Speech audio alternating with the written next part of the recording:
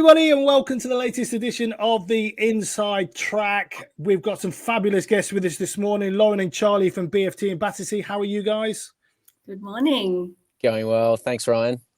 Awesome. And as always, my trusty sidekick, Rob Handy. How are you, Rob? I'm good, buddy. I'm good. Thanks for having me back for a second week.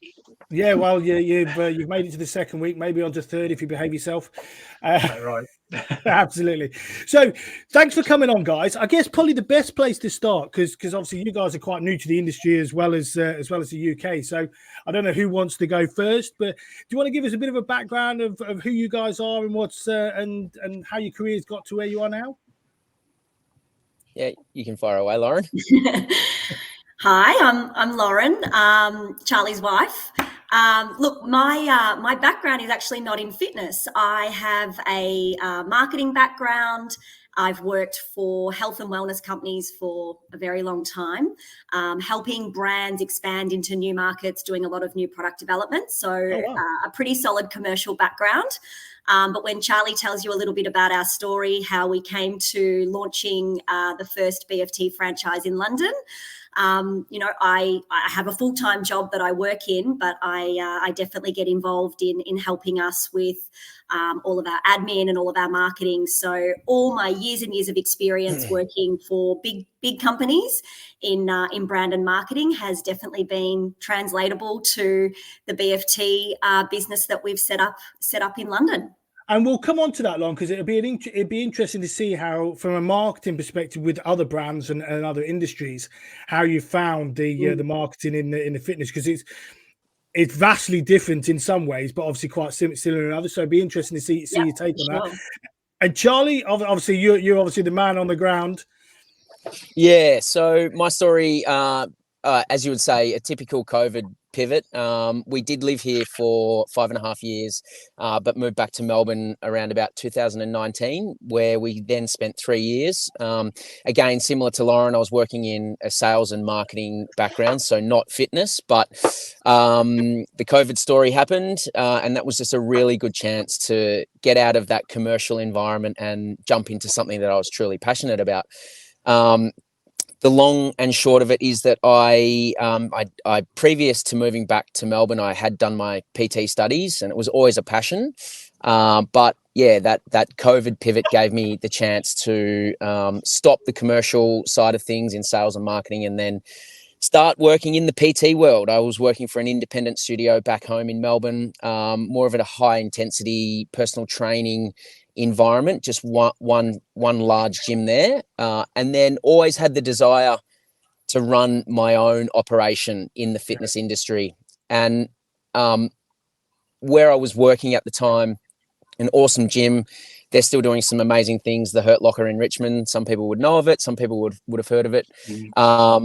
There just wasn't the support to roll out a decent operation and replicate what Richmond was all about in another suburb. So the systems and the processes just weren't there. And funnily enough, one of my best mates from primary school introduced me to the BFT guys, and Lauren and I had extensive chats about opening BFTs in Australia, in different parts of the world. And, the conversation just evolved to us potentially moving back over to London and opening studios here. And, we kind of batted it away for a while because we've got a young family, but here we are. We've got Batetrsea open. Super proud with what we've done at Batetrsea and the community amazing. We've built. I haven't been down obviously to see the studio because I'm so far up north, but it looks amazing from your pictures. I mean, obviously you can clearly see you guys are marketers because of the way you present the business, but it does look, it looks busy, it looks vibrant, it looks just. I guess just flip us back a little bit of time, because I mean, obviously we had Cameron on last series, and he's an incredibly inspiring individual. So I can imagine that first conversation you're like, I'm hooked. I'm in. Let's do this. But what made you sort of go, okay, I'm doing PT, I'm looking at a studio. What made you necessarily go towards this franchise model rather than going, I potentially do this myself? What brought you into that field? That's a really good question, Ryan, and one that I often play over in my mind. The studio and the gym that I was at, as I said, the programming was good, but it kind of didn't it wasn't sustainable for the output. It was more like high performing individuals that could train at that intensity for a period of time, but then move on to something.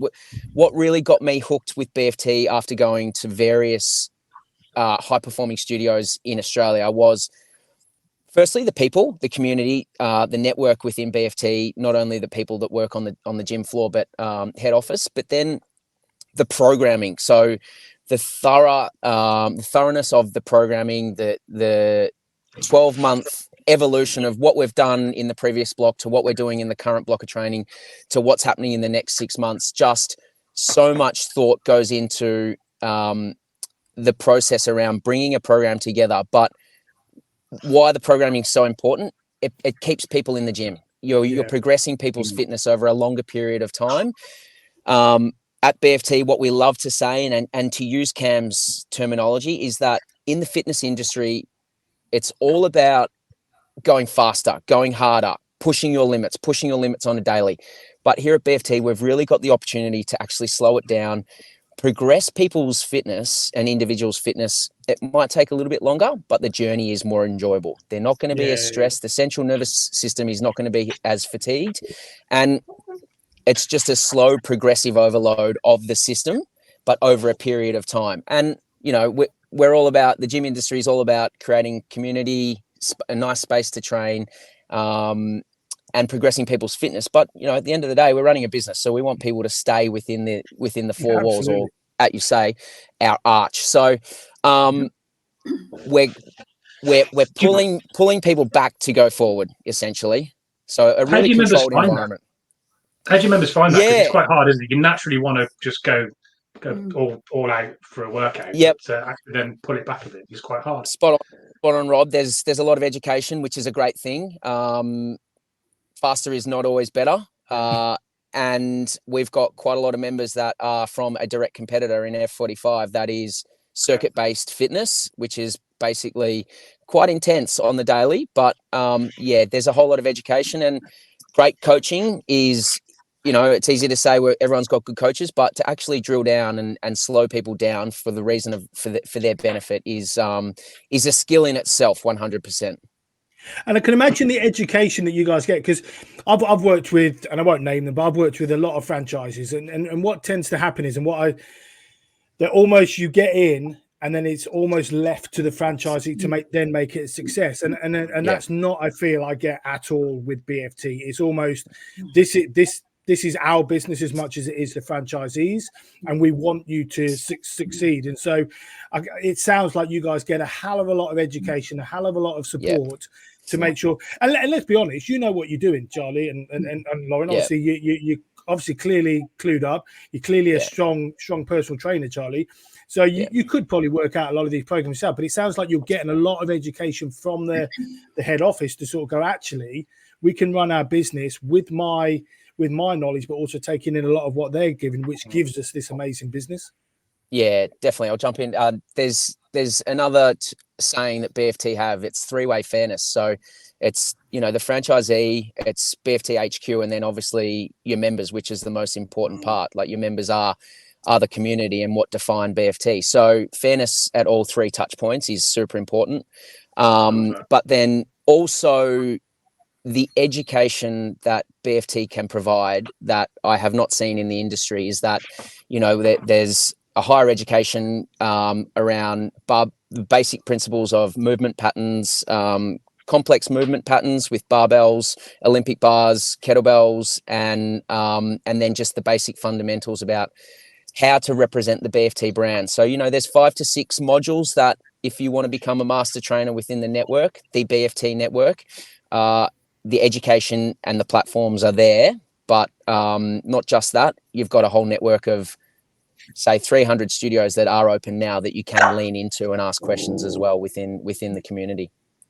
And is it quite a strong community in terms of, is there regular conversations going back and forth between the clubs, and because that's important. You don't want to feel like especially you guys, because you've almost come to the UK, and you could be. I mean, I don't know where they are now, but I know there's one in Leicester, and you're sort of going. You're fairly isolated nationally, There's the UK, you've got a few clubs.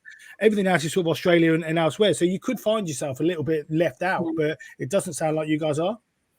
Yeah, look, there's definitely been challenges with us being the first in London, having to sort of, I guess, pave the path. And even though we've got the support of BFT and all the programming and the education and the compliance model that comes with in a franchise such as BFT, in a new market, there's obviously a lot of variables that either hadn't been considered or were unknown that we've just had to kind of cop and learn. So as the first, that's probably been almost our number one challenge. Yeah. But we've had the backing of BFT, and then, as Charlie said, just tapping into the global network and speaking to studios in the US or studios in New Zealand or Singapore that were part of the first BFT studios to launch in those regions as well. You know, we've definitely been able to leverage their knowledge and expertise. But, you know, from a franchise perspective, and if you just go back to your question before around, you know, Charlie and I are at this point in time of going, do we open an independent gym, maybe create like a version 2 of the Hurt Locker, or do we go into a franchise model such as BFT? Like, I think now how lucky we are that we made the decision to go down the BFT route because of everything that comes with the franchise business in terms of all of the programming. You know, Charlie doesn't have to spend his evenings and Sundays writing training for the week ahead.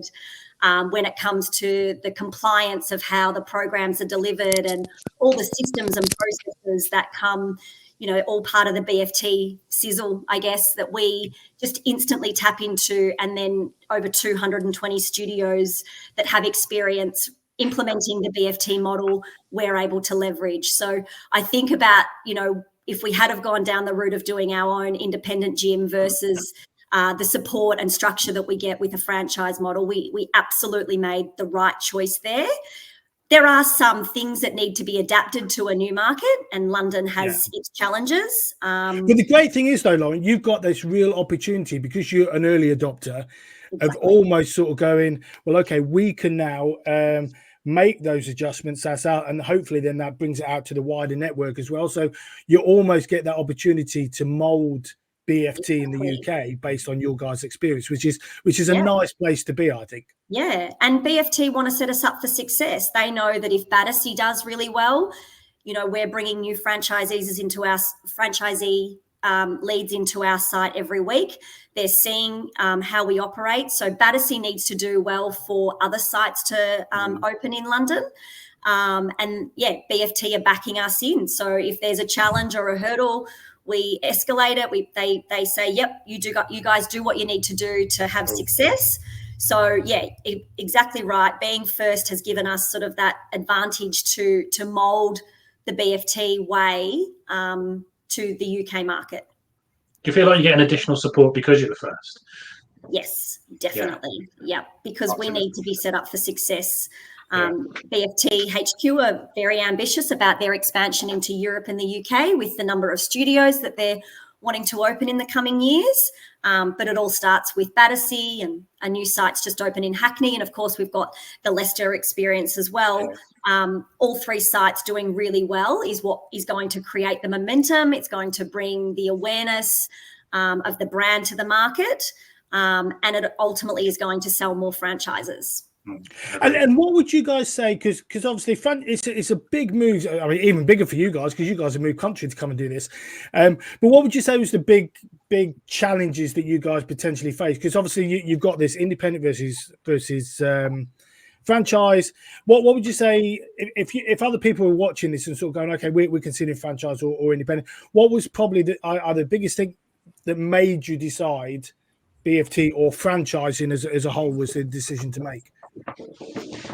Yeah, I think it's probably, I mean, I was a BFT member in Melbourne before. Oh, yeah, okay. Yeah, I was a member for 2.5 years before we actually, we signed a franchise deal. So, look, I think the biggest challenge was probably just being first and applying everything in a new market and not having the resource and the structure in the region. Other than Charlie and myself, we had great support from head office, but you know they're based in another time zone, so it was just more about the pace that we wanted to move, and every new supplier we had to work with was new to the network. So it was just more about being first. But I look back now and there's not many things that we would do differently, to be honest. You know, there's some learnings, and then for our next site and beyond, we'll definitely improve things, but we're pretty proud of what we've done and what we've achieved in the first 12 months, given the circumstances of being first in the market. But yeah, I would definitely say the biggest challenge is just being first. And do you think because obviously because the concept's very different from most other franchising, most other models, have the staff taken easily to it? Is it because I can imagine for them it's quite a big change, because there'll be certain ways. I can imagine, Charlie, when you went in as a PT, because obviously what you were doing before, and then suddenly this is how we do it. Yeah. Was there a big mindset change in that, or is it quite easy just to go, okay, this is how you do it? Boom, away we go. Couple of points in that, Ryan. Yeah, absolutely. And probably it was me the one that needed the convincing around the product and the programming, because Lauren was already a previous member and I was working within the industry, but in a completely different environment and a different modality of how a session is typically run compared with a BFT session. So once I saw how the product could be delivered in its best possible state with some of the leading BFTs, I was then really brought into the programming. But in terms of the coaching, I suppose we've probably been a little bit fortunate in regards to the team that we've got today is still the current, the team that we started with is still the current team, which is a testament. That's cool. Yeah, we've added maybe one or two along the way, but great coaches, obviously, but coaches with BFT experience as well. I did a number of hours before moving over and launching Batetrsea at some of the better studios in Australia. But then also Dan, who's one of our casual coaches that is moving into more of a lead coaching role. He's had experience in Singapore. Taryn, who's one of our lead coaches as well, she had experience in South Yarra. So the team have got great experience. Supporting that, the network that we can tap into, and London's a desirable place for young coaches to come travel. You know, I was going to say this, you've probably got quite a big Australian contingency. It's like South Africans. If you want to meet a South African, go to London, because there's probably more there than there is in South Africa these days. And so you've got that network, haven't you? So you've probably got quite a few that have already seen the brand, already know what it's about. So people that are traveling that want to reach out, you know, we've got a really good breadth of individuals that are either keen to make the move over and become casual coaches or be part of what Lauren and I are doing from a multi-site operation. But we've been quite fortunate with people that are either strong coaches or know the product already, which is, you know, kind of like we've had to do that if we were going to be the first, and you're delivering what I pride myself on is delivering the product as best we possibly can. So, I guess the interesting thing will be if someone opens up in Birmingham or someone like that doesn't have that big Aussie contingency to sort of go, well, okay, how do then we take these British coaches as such and for the whole team? Because even if yours, I don't know, you're going to Hackney and you've got 2 or 3 Aussie coaches, and obviously it's a lot easier then to feed into the others, isn't it? That's right. And that's why the level up education that BFT provide is so important, that owners invest in their staff to deliver the product the best they possibly can. So, and it's you know, there's 100 ways you can cut a pie, but the way we do it at BFT and the way that I want to deliver in our collective of studios has to be consistent. So if we're going, if Ryan and Rob, you're coming down to BFT Batetrsea and then, you know, you're training at Leicester, the product might be run differently, but if you're training within the collective of our studios, I want you guys to experience the same at Batetrsea compared with the other studio that we run as well. You're clearly very passionate about the brand. Yeah. Did you ever consider alternative franchises, or was it always going to be BFT when you made the decision to open your own? No, I would say, and Lauren's probably supportive of this, we didn't really look at other franchising options. I think the opportunity that was presented to us just kind of probably put a halt to that. The way that what I really love about BFT at the moment is that it's, you know, it's still very much privately owned. It's 3 owners, well, basically two founders and a strategic shareholder as well. So it's, you know, they can make quick decisions. They can support where we ask for, and that privately held nature of BFT is, is really important to us, because they know that they're going to support us, and we can have those honest conversations. So no, we didn't really look You're at not any worrying about profit all the time either, are you? The decisions are when it's still privately owned, the decisions are made for the passion of the business and where they want to grow the business. When you've suddenly got a whole list of investors in there, suddenly it's like, we need to be bringing in X percentage of profits. So all decisions are based around that back to the shareholders. And that you're right, it does make a massive difference as to the decision making process that goes on, and the support that's provided to you. And look, you can see what happens when you try and grow too quickly, or you do grow too quickly.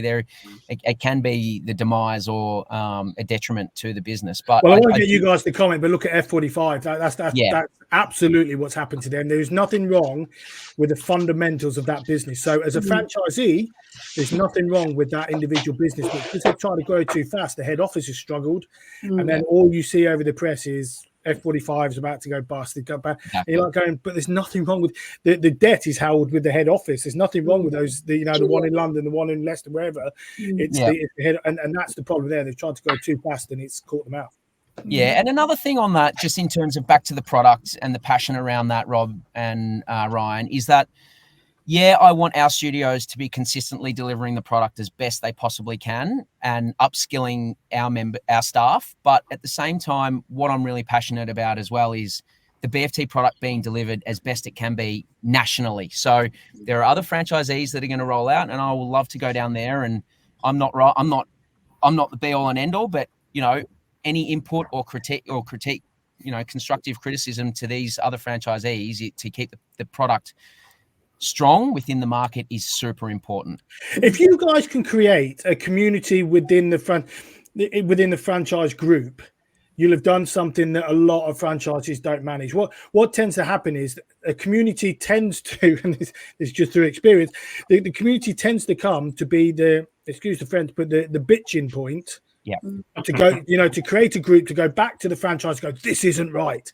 And that's not really what you want as a franchise. What you want is a community that's going, how do we do things better? How do we create that consistency that you're talking about? How do we expand the brand?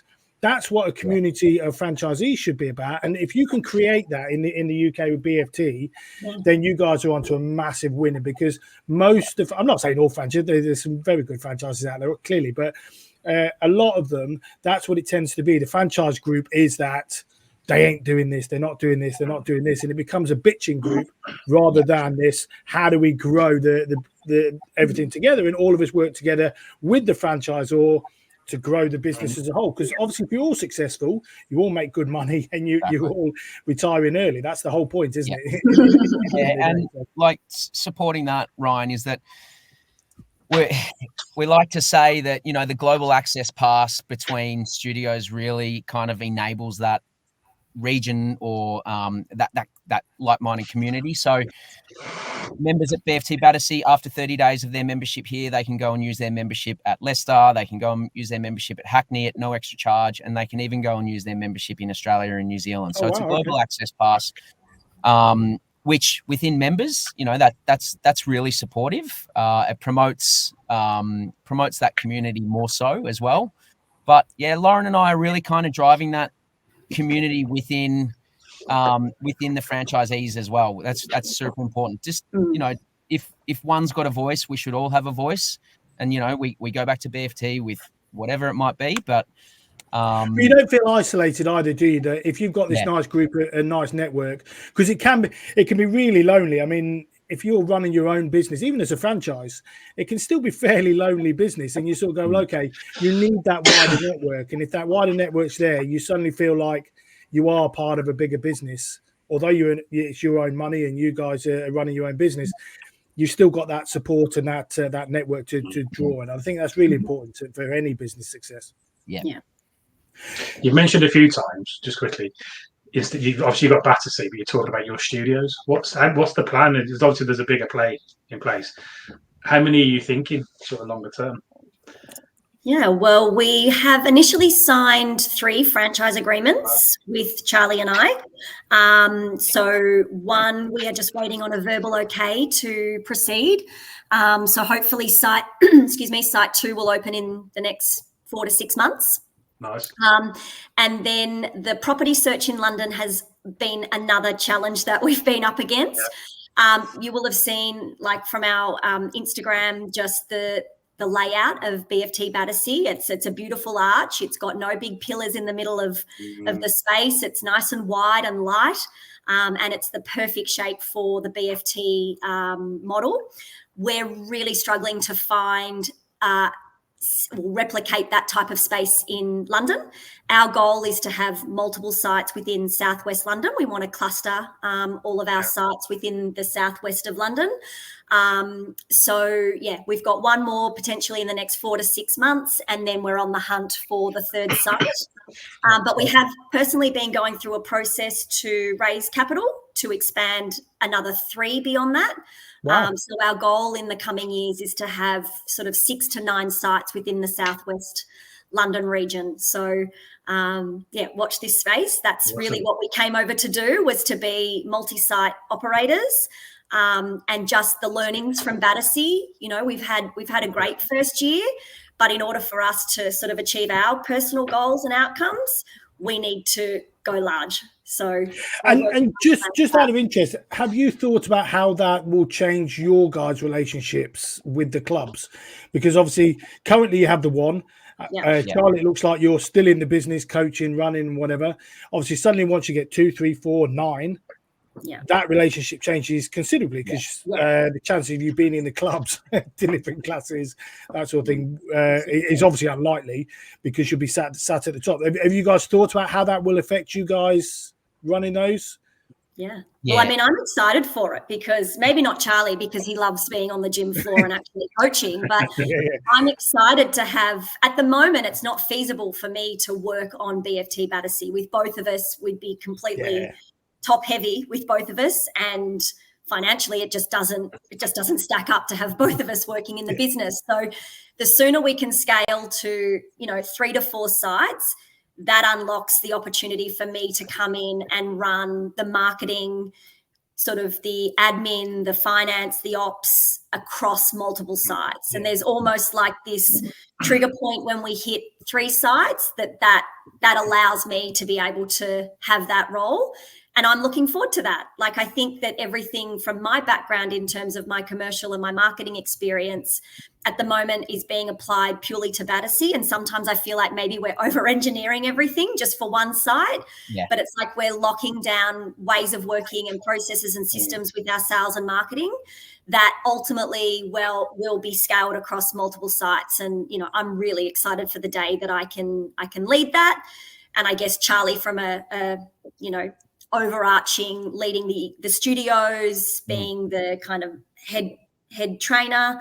And we may even need to sort of put somebody else in like a sort of general manager role as well to do operations. We haven't given it too much thought, because it's all about just getting 3 sites open as soon as possible. Absolutely. But that's what we came to do. And if you think of our experience from our commercial backgrounds, I actually think we'll be better placed working across multiple sites than probably the one itself. Just jumping onto that, because this is a really interesting point. You got, I mean, obviously, Charlie, you've been in fitness for a while, doing that, but obviously, Lauren, this is a new. How do you think the leisure industry or the fitness industry sort of sits with, obviously, your background of commercial sales and marketing, and you can tell us what industry that's in, but how do you think it differs? What sort of challenges you sort of looked at it and gone, I can't believe they do it like this. Surely they should do it like that. I mean, how has that been for you in terms of looking from the outside in? I mean, we got lucky with BFT because it's a great brand. I mean, I know it's not well known over here, but in terms of like what the brand stands for and everything underneath it, in terms of like the strength element and the community element and the coaching element, all of that is really strong. And all of the assets and the branding that HQ create for us is awesome. They've got a really cool tone of voice. It's just got it's very appealing brand. So you know, from a branding perspective, I haven't had to do anything really. For me, in a new market, the gap or the opportunity has been how we bring the brand to life. And I feel like majority of the marketing that I see in fitness plays on promoting price, promoting trial offers, very generic areas such as like community, or, you know, it's nothing that's really differentiating. And I feel that the opportunity for BFT and the way we've really tried to bring the brand to life is by playing with more emotive type marketing and messaging. You know, we're still talking about our coaching, we're still talking about our community, but we're not actually going all in on those, because that's just a benefit of being part of BFT Batetrsea. You get amazing. Shouldn't it just be the norm? It This is what amazes me when you see a lot of the marketing that goes out, and I work with my clients all the time saying it's not about, you've got a gym, wonderful. Yeah. So is the guy down the road. So is the other guy down the road. That's not what someone's buying. Someone's buying the outcome. The outcome, yep. But and no one ever sells the outcome. And it's no, exactly. Come for a free trial, come for, but it's just like, or a discount. I want to go to a club that's going to help me achieve. And yep, exactly. And all the marketing is built on price and promos, but it's like, why am I coming to you? And I genuinely feel the opportunity in the UK market, which we are absolutely doubling down on, is the strength component of the programming. Because if you have no experience with a gym, or you're getting back into your fitness journey, the minute you start proper strength training, you see results, and it just enables so much more in your life when you're feeling strong, feeling energized, and you're seeing results from the strength training. And that's not about being a weightlifter or a CrossFitter or anything that's kind of polarizing. It's just basic weight training. And BFT offers, for someone who is a gym novice, which is what I was and the reason I went to BFT in Australia, it offers the basics, you know, and I think this is, for us, a really strong point of difference, and our kind of point of difference in the market. Yeah, and what I like is you guys don't talk price, and that's what it's all about. It's took the words out of my mouth, Ryan. In regards to how do I get someone into the studio, it's all about talking about understanding their needs, what are their goals, how can we help, and we really dial up that part of it. Often when I'm asked, what are your prices, it deters someone. But how does anyone know what BFT or the product or the environment or the session really is without just coming down to the studio? So we always invite them down.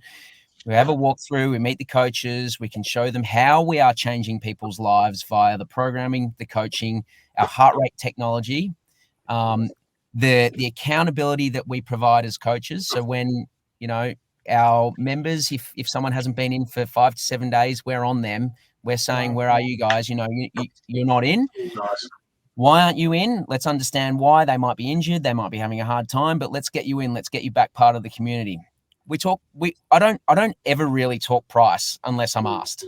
And price should always be last on the list. If you're so confident in what you can deliver, price shouldn't really be it is a barrier, but it shouldn't be discussed. It really shouldn't be. But let's be honest, price is it's all about value, isn't it? It's that whole value proposition. It doesn't matter what someone earns. It doesn't matter what the price point is. If they don't see the value, they won't join a 1999 gym if they don't see the value in it. So whether you're 150 or 1999, you've got to see that. And I always train my clients. It's all about emotive selling. So you've got to understand that person, understand their goals and what they want to achieve. If you don't, then you're almost sort of pitching yourself going, well, it's price versus price.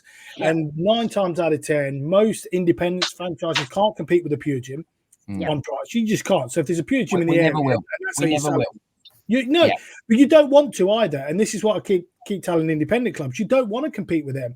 You've got to make your product provide the value that it allows someone to achieve their results. And it's the whole thing. Oh God, this is years ago, 20 years ago when I first started in the industry.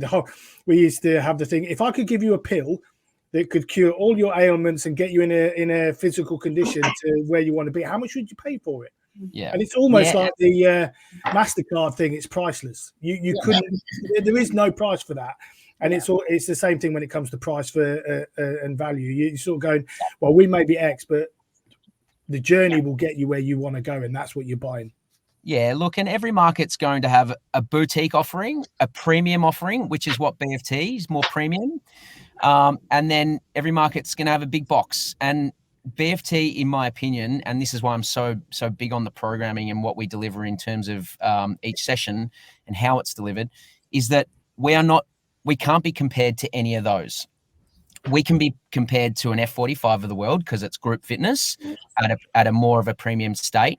But why BFT is truly different is because of the programming and how it's delivered and the results that members are getting. So an individual can pay the same and go to Third Space or Barry's of the world, boutique offering, nice to be seen. Maybe the workout's the fourth on the list. Get your smoothie. You can be lost in there. You can go in there and no one's keeping you accountable.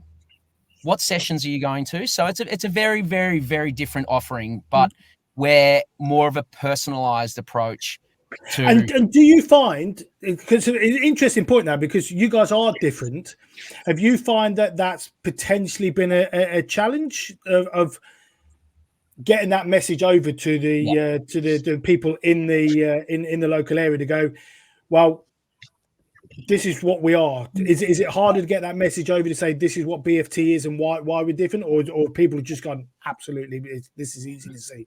Absolutely. That's the awareness piece that we're working on as franchisees over here in a new market. That's the awareness piece that we're absolutely driving up and need to drive up, because I know if we touch more people, the BFT product is going to do really well over here. It's just all about getting people into the studio, more eyeballs on the brand. Yeah. It almost becomes I was going to say a snowball effect, isn't it? The more people see it, the more people want it. And if you can pop the studios up in the right places at the right times, it just keeps growing and growing and growing. Yeah. I think also one of the key things with, I guess, the marketing in fitness is that it's all about lead generation and getting someone in for a trial or on a hot deal. And with BFT, because there's low brand awareness and we've got to really educate people on, why we're different, why we're better, why you should give us a go. One of the things that we've done at Batetrsea, which has sort of been our initiative, is, a lead might come in and they might not answer the phone. They might not be engaged to come in, for a trial within that week. But we've set up sort of like a journey for them over a 30-day period where we're just keeping them warm with information about our studio. Absolutely. Maybe it's a testimonial via email. Maybe it's a check-in text. Maybe it's an offer to come in and do a free tour of the studios, so, no barriers. Or maybe it's just a newsletter about our members and what we're doing at the studio with some imagery of what actually happens in a class. Because while they might not be ready to make a decision for us now, at least by keeping them warm over a certain period, at some point in time, they're going to say, I'm ready to give the gym a go. And BFT is going to be, in their top 2 or 3 consideration of brands that they'll consider. And that's one of the gaps that I've found with the agencies that I've been, sort of scoping in the UK, is that it's all about lead generation and then it just stops. But it's like, we've got to remember we're a new brand. We've got a highly transient member base just with London and population and seasonality and all those types of things. So we just need to keep anyone that's kind of had an interaction with our brand on socials or has filled out a lead gen form, we just keep them warm so that when they're ready to make a decision, BFT is, hopefully their first. It's a big tactic that car companies use, like BMW, Volvo and whatever. It's a big tactic they use because they realise that car sales tend to be 2 or 3 year thing. But what do they do to keep that client excited? And so when they may not need that new car now, but in 2 years, but they need to keep that person interested. So when they do decide now's time for a new car, BMW, whoever it is their first choice. And not because they necessarily like that car more than anything else. It's because that car company has kept them engaged and like you guys are doing with the 30-day, that could be 30 days, 90 days. But if you're keeping engaged, even if it is just an article, thought you might like, We work a lot with free downloads with our clients. So we'll create ebooks, which we all know are really easy. With the help of AI these days, you can create an ebook in about 2 hours, all done, all smart. But if you can keep that sort of thing going and keep people engaged with various things, you're going to be the first brand they think of when they suddenly do go, do you know what? Work's quieting down. I'm ready to get started. I'm a bit overweight now and I need to do this. BFT is going to be the brand they go to, not F45, not one of the others, but you guys have kept in touch with them, and you're the only brand they think of, and that's absolutely 100% the way to go. So I think it's a really good tactic. And in terms of just so going forward, obviously you guys have been there a year now, is it? Yeah, 17th of Feb. Wow. So in terms of the learnings, is there anything that you sort of look back and go, oh, I'm glad we're over that. This is what we need to go forward with? Because it sounds like you've had a really successful first year, which is awesome. Yeah, we have. I mean, from a I guess a business perspective, as I'm sure many businesses would attest to, cash flow has been a huge challenge.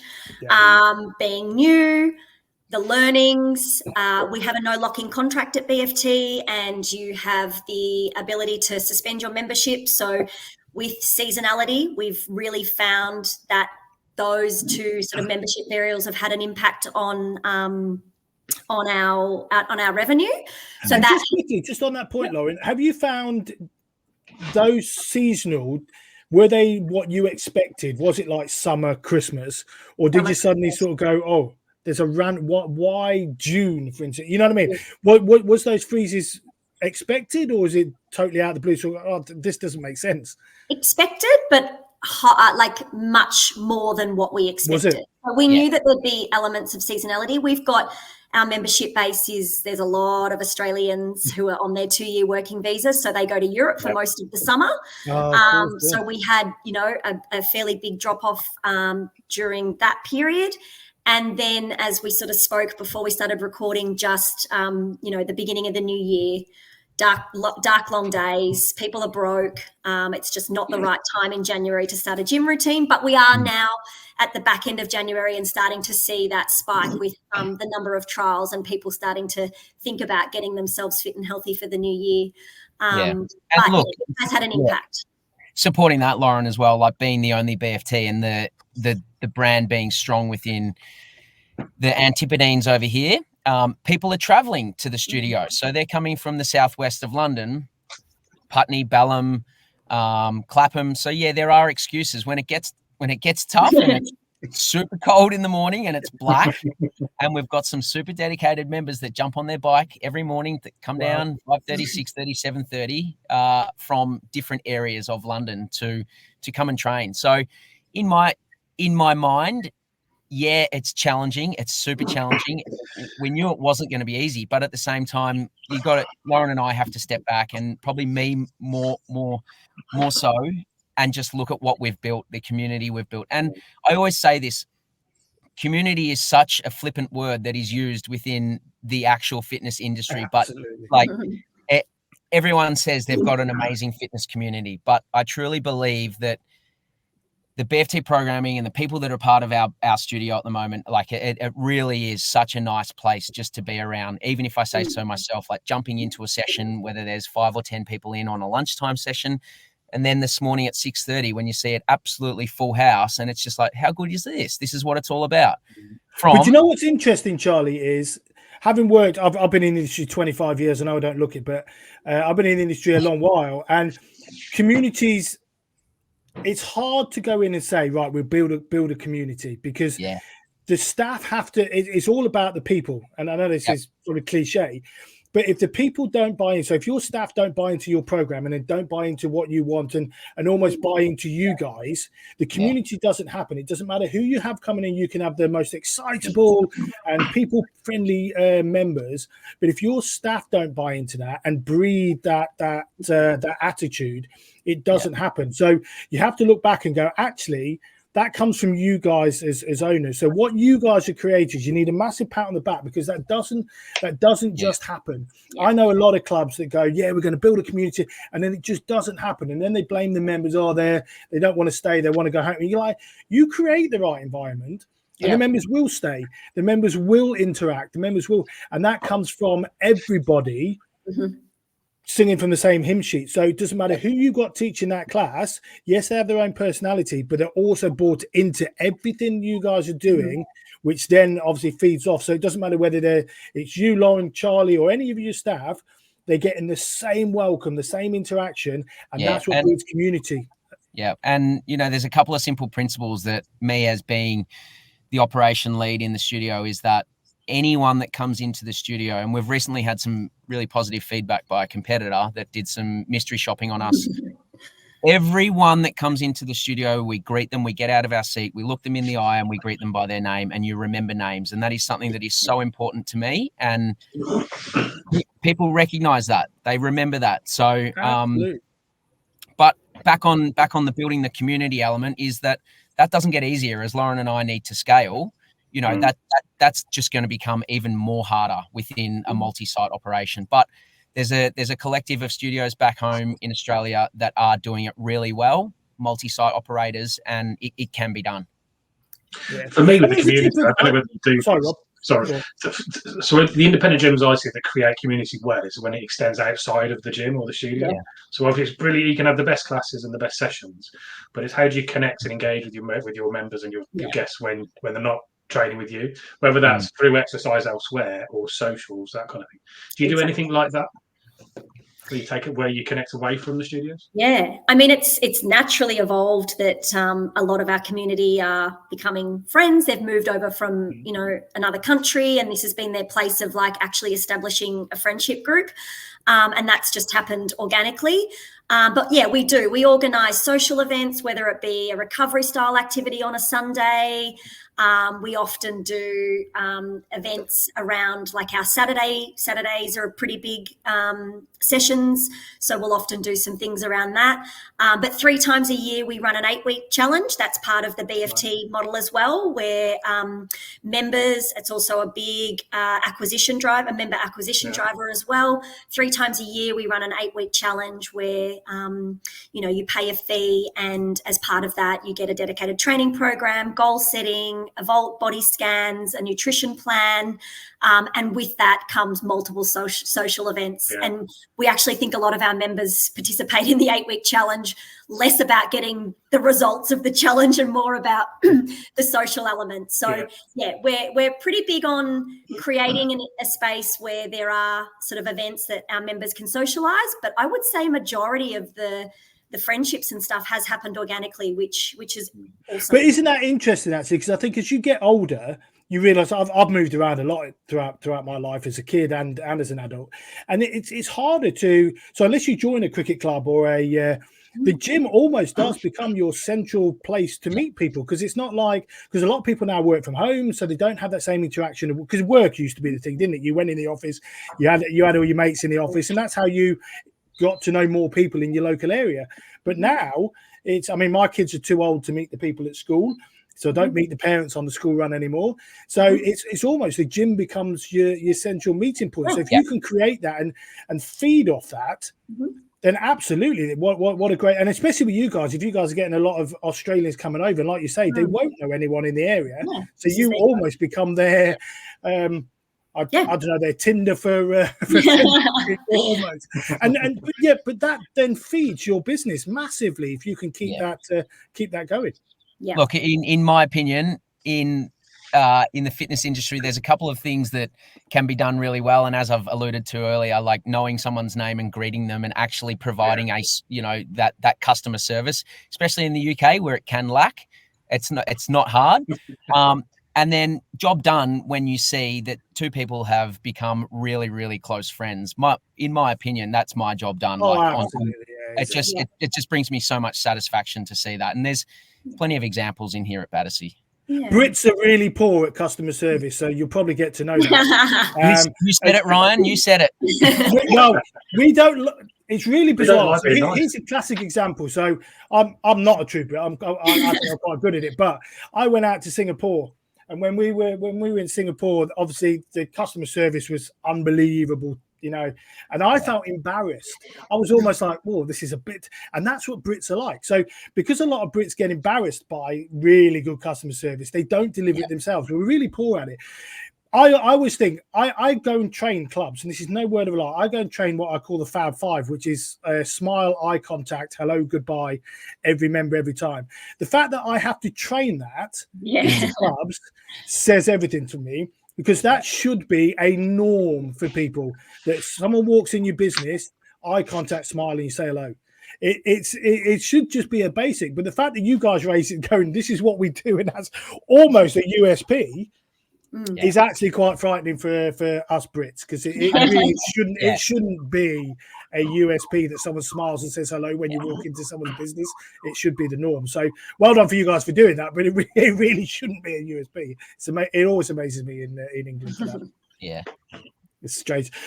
On that note, I think it's a really good place to leave it. Now, I don't know whether you've got any further questions, Rob. No, I think I was going to have one, but it's kind of off topic, because I was thinking more about ClassPass.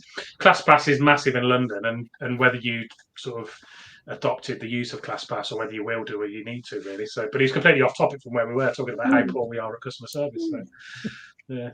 It's kind of a good point at the moment, because we have been contacted by ClassPass numerous times. I think Charlie and I have maybe differing opinions on the ClassPass model. Look, just to say, I guess that BFT HQ have been in contact with ClassPass just because of its presence in the UK, and we are starting to have conversations with them. I think it doesn't naturally suit the BFT membership model. And in that, you know, Charlie can talk about the programming, but the absolute goal for our members is to come in, you know, 4 times a week and do a hybrid of strength training and cardio and resistance training. And if you're dropping in and out, you're not really getting the breadth and the depth of the BFT program. So it doesn't really work from like a progress and a results perspective when it comes to BFT. However, with my sort of sales and marketing hat on, I see it as a great platform for new member acquisition and trial. And we know that once we've got someone in the studio on a trial, like our conversion percentage is extremely high. So, you know, I do see the benefits of it unlocking a much wider audience than what we're generating through our sort of social lead gen at the moment. But we do have to weigh up, and we are discussing the sort of cost benefit. Give me a shout offline, Lauren, and I'll talk you through my experience as well. It's probably not going to the podcast, positive and negative, but I'll talk you through what I've experienced on that one. But the thing is, ClassPass is very much one of those ones that works in London because it's very easy to get around London. It doesn't tend to work so well outside. Just obviously you guys got the tube. The transport networks are really good in London, so you could go to yours and Barry's and a Pilates studio and whatever really easy. Once you get outside London, it makes it very hard. But there's benefits and negatives depending on what systems you use and all that sort of stuff. Whether you can restrict usage so you don't start cannibalizing your own business and stuff. So you just have to be a bit careful with it.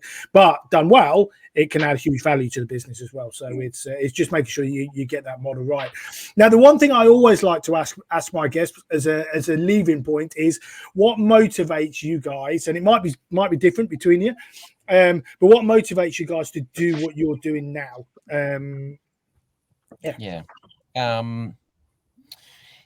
Good question. Lauren and I talk about this a lot, and it's easy to say, to change people's lives and make them feel stronger, make them lose weight. But that's just part of the parcel, in my opinion, on doing what I do on the daily. But to me, what really kind of drives me and what I'm really passionate about is providing opportunities. So for the people that work for Lauren and I really want to create an environment that people can thrive, can do their best, can actually, and reward as well. I'm really at a stage that I get to do what I love and, you know, communicate and interact with people on the daily and change their lives and give them what they want. But at the same time, the people that are working for us, I really want to create an environment that I'm rewarding them as well. So the hard work that we're doing, just providing opportunity and paying back to the people that work for us as well. So, yeah. Awesome. No, I like that.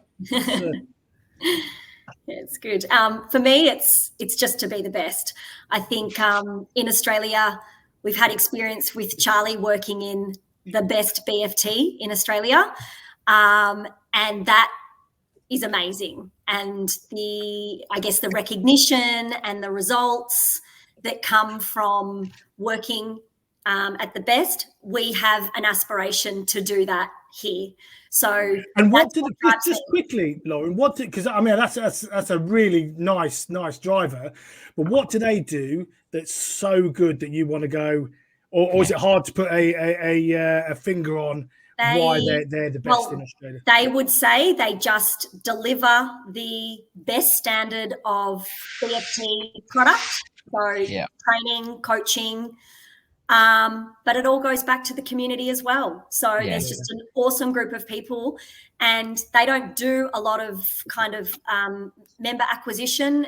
A lot of their membership base and growth has just come from referrals. They're somewhere near the 500 member mark. They're in a suburb in Melbourne, and they every day are our inspiration for what we want to replicate in the UK, because everyone that goes to this particular site, BFT Fairfield, absolutely loves it. And the guys that work there love it. And just the happiness that they get from, everything they do is exactly what we want to do with our sites over here. So everyone needs something to chase, don't they? So it's great to have a club like that you can look at and go, you're mine, and we're gonna exceed that. So awesome. Well, you guys have been fantastic guests. I really appreciate your time. That hour's flown by. So if anybody's got any questions and they want to keep in touch, we'll obviously put your LinkedIn profiles and the details of the club. Obviously, if someone wants to go and train at BFT Batetrsea, give these guys a shout. I think the club looks great. The feel is amazing. So absolutely, if you're in and around the area, go and see you guys, because I think it is an amazing club, and it can only go further. Good luck with your other sites. Obviously, we'll catch up as we go, and hopefully we'll get down to see them once you've taken over the world with taking over London at least. We'll start with London. Absolutely. Appreciate your time today, and good luck with everything. Awesome. Great chat. Thanks, Jen. Thanks, Rob. Cheers, thanks, guys. Ryan. Bye, guys.